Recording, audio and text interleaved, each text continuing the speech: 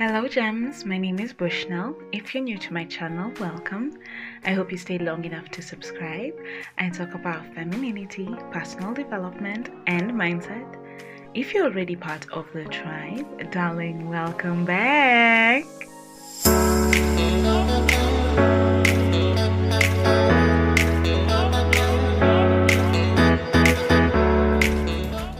Let's talk about ways to feel confident and less awkward in high-class social situations. The first time I came across this whole topic was back in 2021, and I learned something that I'll never forget, and that is this upper-class people that we see and observe who are in yachts and driving really expensive cars. They're just human, just like you. The difference is the value they bring to the table. Now, don't get me wrong, we are all valuable as humans and as children of God.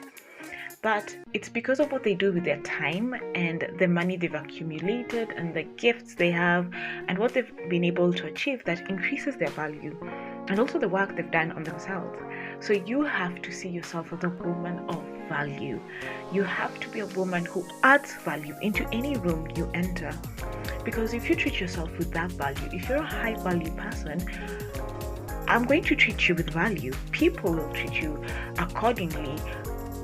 And it's basically narrows down to the point that it's an exchange of value. I want to hang out with you because you dress really well and you can help me dress better. And you probably want to hang out with me because I am famous and being seen with me makes you look more reputable. See, it's an exchange of value. I'm friends with you because I know you deal with expensive cars and I want a car. And you're friends with me maybe because you know I have enough money to dish out and I love buying expensive cars and things like that. Again, it's an exchange of value. You see, I can add value to you, and so I want to take from that. And for others, it's just probably friendship.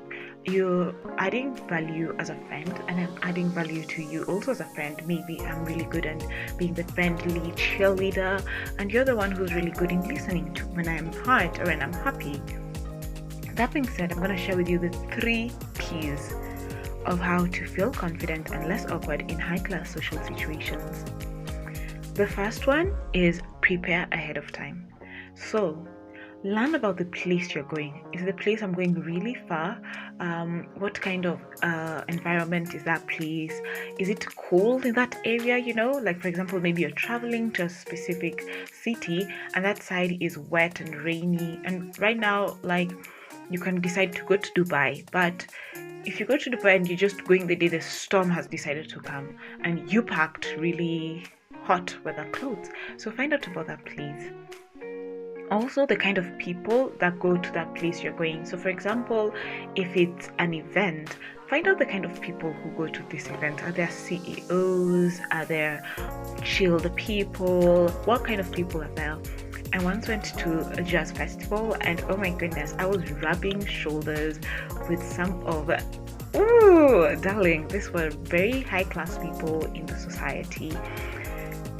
So find out the kind of people who are there so that you even know how to, which is my next bit of this, dress properly for those occasions. So the places you go, we expect you to dress in a certain manner because we do it in a certain manner. For example, if you're going to a horse race, I don't want to see you there in, sweatpants or just some weird dress. But there's some dresses that we expect to see you with, or outfits in a horse racing, in the casino. Okay, we do not advocate for gambling, but you get my point. There's a dress for every occasion and attire. The next P is practice. So the first thing you're going to practice is trying on the fits that you'd love to wear on that day. So is it comfortable? Is it too tight? Is there a thread coming out of the outfit? Are the high heels comfortable? Are the shoes appropriate? Do you need to fix something? Such things. Even practice the makeup you're gonna put. The earring, does it match your shade of skin tone with the outfit? The next thing you're gonna practice is common etiquette. For example, you're going somewhere and you're gonna need to eat and you don't know how to use a fork and knife. It is very good to practice it at home. Practice also how to greet people. Are you going to be the one who's saying hello first? Are you going to extend your hand? Are you going to go for the hug? Practice such common etiquette. And then the next, also just on this is, I'd like to also point out on being just staying grounded on who you are. And this means looks like things of not compromising and keeping your boundaries and standards. So you have to know, like, repeat it to yourself. It's still in the category of practice. Like, what kind of woman am I? Am I the kind of woman who does not drink, and when I'm offered a drink, how do I say no? Do I say no thank you, or do I just go like, I don't drink? So practice such things by just reminding yourself about your standards and your boundaries. Okay. And then the last P is proper posture. So this will need you to be somebody who's also very fit. You probably do your Pilates, or you run, or you work out, and so that you can have good posture. And also how you sit and how you stand. You want to stand straight, you want to sit straight, and also just have the right body language as well. You don't want to cross your arms and have a resting V face.